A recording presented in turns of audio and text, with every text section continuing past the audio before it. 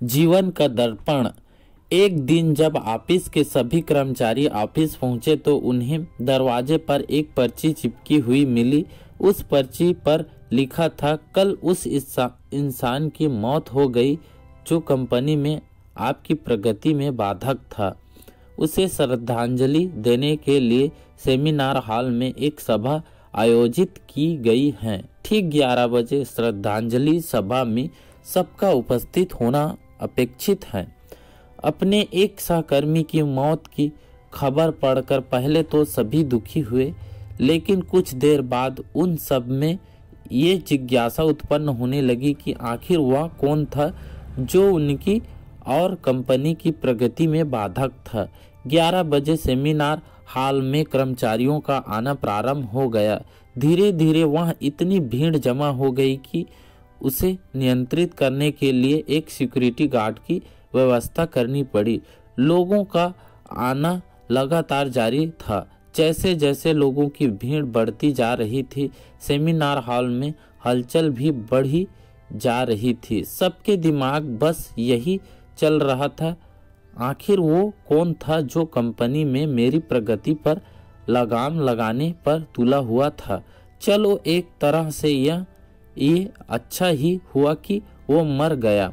जैसे ही श्रद्धांजलि सभा प्रारंभ हुई, एक एक करके सभी उत्सुक और जिज्ञासु कर्मचारी कफन के पास जाने लगे। करीब पहुंचकर जैसे ही वे कफन के अंदर झांकते, उनका चेहरा पक्का पड़ जाता, मानो उन्हें सदमा सा लग गया हो।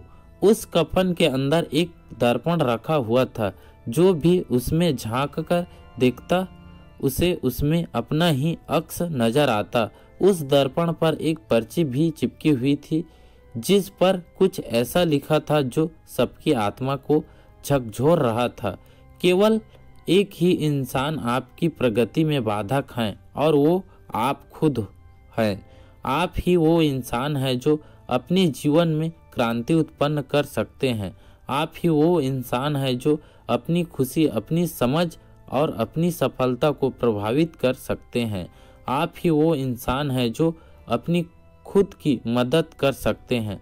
आपको जीवन नहीं बदलता जब आपका बॉस बदल जाता है, आपका जीवन नहीं बदलता जब आपके दोस्त बदल जाते हैं, आपका जीवन नहीं बदलता जब आपके पार्टनर या साथी बदल जाते हैं, आपका जीवन तब बदलता है जब आप खुद बदल जाते हैं, जब आप अपने खुद के विश्वास के सीमा को लांघ कर उसके पार जाते हैं, जब आप ये समझ जाते हैं कि आप और सिर्फ आप अपने जीवन के लिए जिम्मेदार हैं, तब आपका जीवन बदल जाता है।